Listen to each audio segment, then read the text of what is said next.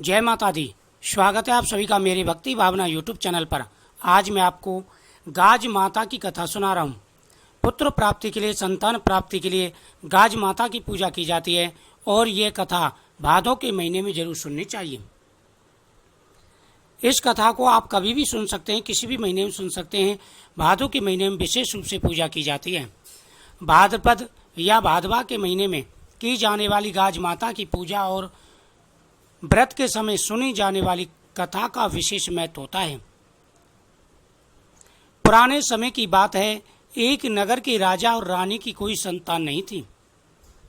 संतान न होने के कारण वे हमेशा दुखी रहते थे। महारानी गाज माता की भक्ति करती थी। एक दिन रानी ने कहा कि हे गाज माता, यदि मेरे गर्भ रहता है तो मैं आपके हलवा और पूरी कढ़ाई कर दूंगी। गाज माता ने अपने भक्तों की बात सुनी और उसे पुत्र प्राप्ति का वरदान दिया। कुछ दिनों के पश्चात महारानी की लड़का हुआ, पर वह कढ़ाई करना भूल गई। इससे गाज माता रुष्ट हो गई और गाज माता ने सोचा कि महारानी तो मुझे भूल गई। और एक दिन रानी का लड़का पालने में सोया हुआ था, तब एक भयंकर गरजती हुई बादली आई और महारानी के लड़के को उठाकर अपने साथ ले गई। बादली ने लड़के को जंगल में छोड़ दिया। उस तरफ से एक भील और भीलनी जंगल से गुजर रहे थे, तो उन्होंने पालने में एक छोटे बच्चे को सोते हुए देखा। भील और भीलनी के भी कोई बच्चा नहीं था, इसलिए वह बच्चे को लेकर अत्यंत प्रसन्न हुए और उसे अपने साथ ले गए। उसी नगर में एक धोबी रहता था, जो राजा के भी कपड़े धोता था और भील के भी कपड़े धोता था। जब वह धोबी राजा के महल में गया, उसने देखा कि वहां शोर हो रहा है कि गाज माता महारानी के लड़के को उठाकर ले गई। गाज माता महारानी के लड़के को उठाकर ले गई। तब धोबी ने कहा, आज उसने एक लड़के को भील के घर में देखा है। वह पालने में सोया हुआ था, लेकिन भील और भीलनी की तो कोई संतान नहीं है। फिर वो लड़का कहाँ से आया? जब राजा को यह बात पता चली तो उसने तुरंत भील को अपने महल में बुलवाया और भील से पूछा कि तेरे घर में लड़का कहाँ से आया? तब भील बोला, मैं गाज माता का व्रत करता था तो मुझे गाज माता ने बेटा दिया है। इस पर राजा और रानी को याद आया, हमने गाज माता को कढ़ाई करने के लिए बोला था, लेकिन हमने कढ़ाई नहीं की। इस कारण गाज माता ने हमसे हमारा बेटा छीन लिया। तब महारानी ने कहा कि हे गाज माता, मेरा बेटा मुझे वापस दे दो। मैंने जितनी कढ़ाई के लिए कहा था उससे दूनी कढ़ाई करूंगी। और गाज माता का खूब धूमधाम से उज्जैन किया। तब गाज माता ने प्रसन्न होकर उनका लड़का वापस ला दिया। भील और भीलनी के यहाँ भी बहुत धन दौलत और एक सुंदर पुत्र रत्न की प्राप्ति हुई। तब सारे शहर में महाराज ने ढुढवा पिटवा दिया कि जब भी लड़का या शादी हो, गाज माता का उपजन करें। गाज माता ने जैसे रानी को लड़का दिया, भील भीलनी को धन और पुत्र दिया, वैसे ही सबको देना। गाज माता की कहानी सुनने से ही पुत्र प्राप्ति के योग बन जाते हैं। गाज माता की कृपा बनी रहती है, जीवन में कभी भी कोई कष्ट नहीं होता। गाज माता की पूजा करने से सभी मनोकामनाएं पूरी हो जाती हैं। जो व्यक्ति सच्चे मन से गाज माता की पूजा करते हैं, जीवन में आ रहे उनके सभी कार्य सिद्ध हो जाते हैं और गाज माता की कृपा से पुत्र प्राप्ति के योग बन जाते हैं। भादों के महीने में इस कथा को प्रतिदिन श्रवण करना चाहिए। इस कथा के श्रवण करने से हर प्रकार की मनोकामना पूरी हो जाती है और खासकर यह व्रत संतान के लिए रखा जाता है। गाज माता की पूजन विधि। यह व्रत भाद्रपद के महीने में किया जाता है। अगर किसी दंपत्ति को लड़का हुआ हो या लड़के की शादी हुई हो तो उसी साल भाद्रपद के महीने के किसी भी शुभ दिन को देखकर गाज माता का व्रत तथा उज्जैन किया जाता है। 7 जगह 4 पूड़ी, थोड़ा थोड़ा सीरा रखकर उस पर 1 रुपया या कपड़ा रख लेवे। एक जल के लोटे पर 7 या बनाकर 7 गेहूं के दाने हाथ में लेकर गाज माता की कथा सुने।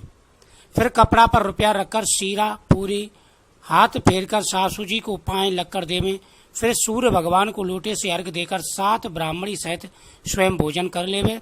भोजन करने के बाद उन ब्राह्मणियों के लिए टीका और दक्षिणा दे। यह व्रत बहुत ही शुभ व्रत माना जाता है। भादो मास के किसी भी शुभ दिन में पुत्रवती स्त्री द्वारा गाज माता का व्रत उज्जैन करना चाहिए। व्रत विधि के अनुसार पूजा में मिट्टी के भील तथा भीलनी की मूर्ति अवश्य बनानी चाहिए। उन पर टोकरियां भी बनानी चाहिए। भील भीलनी के अतिरिक्त एक बच्चे की मूर्ति भी बनानी चाहिए। इस व्रत को रखने वाली स्त्री पुरुष को अपने लोक देवता कुल देवता की पूजा कर उन्हें अधपति रसोई का भोग लगाकर उसे समस्त बंधुजनों में बांटना चाहिए। परिवार की सबसे बुजुर्ग महिला द्वारा घर की दीवार पर गाज का बीज अंकित कर उस पर नव विवाहित अथवा नवजात शिशु को बैठा हुआ चित्र किया जाता है, बनाया जाता है। उस लड़के पर पेड़ को गिरते हुए तथा गाज बीज द्वारा उसकी रक्षा करते हुए दिखाया जाता है। यही गाज बीज का पूजन है। इस प्रकार से पूजा करने से सभी मनोकामनाएं पूरी हो जाती हैं। ये जो कहानी मैंने आपको सुनाई थी वह कहानी सुने और ये पूजा विधि थी। इस प्रकार से पूजन करें, आपकी प्रत्येक मनोकामना पूरी होगी। कुछ ऐसे दंपति होते हैं जिनको संतान नहीं मिल पाती, काफी समय हो चुका है शादी के, लेकिन उनको किसी भी प्रकार का संतान का सुख नहीं मिला, तो उनको यह जरूर करना चाहिए। इस दिन व्रत करें तथा गाज माता का पूजन करें, कथा का श्रवण करें। कलश पर स्वास्थ्य चिन्ह बनाकर माता की पूजा करनी चाहिए। हलवा का प्रसाद इस दिन जरूर बनाया जाता है। जल के कलश को सूर्य को अर्घ्य देते हैं। जो जल का कलश रखा है सूर्यदेव को अर्घ्य देते हैं। 7 ब्राह्मणी को भोजन कराया जाता है, उनका आशीर्वाद प्राप्त किया जाता है गाज माता के व्रत में। इस प्रकार से यह व्रत करने से सभी मनोकामनाएं पूरी होती हैं और जितना संभव हो सके उतना दान करना चाहिए। माता दुर्गा की पूजा करें। पीपल वृक्ष के नीचे दीपक जला करके परिक्रमा करनी चाहिए। मान्यता के अनुसार भाद्रपद महीने के शुक्ल पक्ष की 14 चतुर्थी तिथि को गाज माता का उद्यापन किया जाता है। वैसे आप किसी भी दिन कर सकते हैं, लेकिन मेन दिन यही होता है। इस दिन आप उद्यापन का, आपकी मनोकामना पूरी हो गई है तो आपको यह है उद्यापन जरूर करना चाहिए। इस व्रत का विशेष महत्व होता है। पीपल वृक्ष के नीचे हलवा पूरी रख करके परिक्रमा करनी चाहिए। वहाँ पर कच्चा सूत लपेटना चाहिए। अपनी मनोकामना बोलते हुए माता दुर्गा के सामने भी फल अर्पण, मीठा अर्पण करना चाहिए। इससे गाज माता प्रसन्न होती हैं और मनवांछित फल प्रदान करते हैं। ग्रहण की स्थिति बहुत ही शुभ हो जाती है। इस दिन चावल का दान करना चाहिए, बहुत ही शुभ माना जाता है। इस दिन थोड़े से चावल लेकर के शिवलिंग पर जरूर अर्पण करनी चाहिए। इससे मनोकामना पूरी होती है, धन दौलत बढ़ता है, वह पुत्र की मनोकामना पूरी होती है। तो पुत्र प्राप्ति के लिए ये व्रत जरूर करें और साथ ही इस कथा को सुन सकते हैं। व्रत ना करें तो कथा को जरूर सुनें, आपकी प्रत्येक मनोकामना पूरी होगी। वीडियो को ज़्यादा से ज़्यादा शेयर करें, चैनल को सब्सक्राइब करें, बगल में बेल आइकन बटन को दबाएं। जय गाज माता की।